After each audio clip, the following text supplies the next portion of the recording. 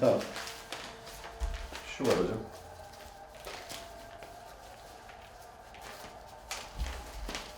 Akit'in şu manşeti var hocam.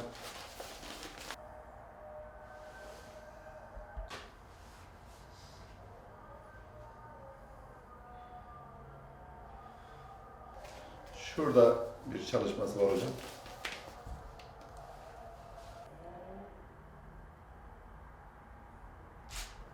Ben içerideyken yazdığı mektubu yayınladığı bir çalışması var.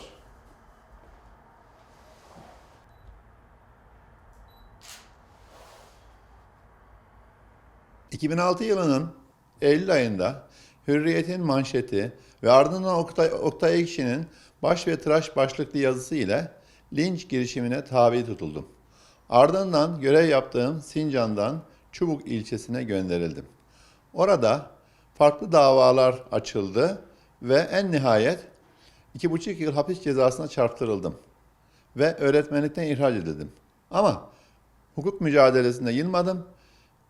Memnu hakların iadesi için mahkemeye başvurdum. Memnu haklarımı aldım. Memnu hakların alınması şu anlama geliyor: kişinin geçmişe yönelik bütün hak yoksunluklarının ortadan kalkması ve görevine kaldığı yerden başlaması. Bununla ilgili Milli Eğitim Bakanlığı'na müracaat ettim. Şu anda bu müracaatın sonucunu beklemekteyim. Benimle ilgili iddianame hazırlayan Cumhuriyet Savcısı, Yargıtay'da kanun yararına bozma kararını bile dikkate almayan, benim gösterdiğim tanıkları bile dinlemeyen Yargıtay üyelerinin bir kısmı demek ki önceden hazırlanmış bir komploya beni tabi tutmuşlar ki şu anda FETÖ terör örgütünden çoğu hapiste. Bu da benim haklı olduğumu ve bir an önce mesleğime dönmem gerektiğini izah eden bazı konular.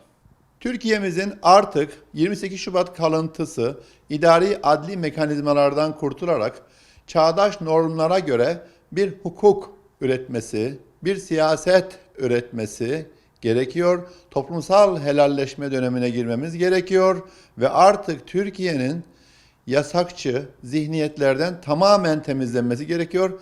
Ben de inşallah görevime döndüğümde bir devir Türkiye için kapanmış olacak.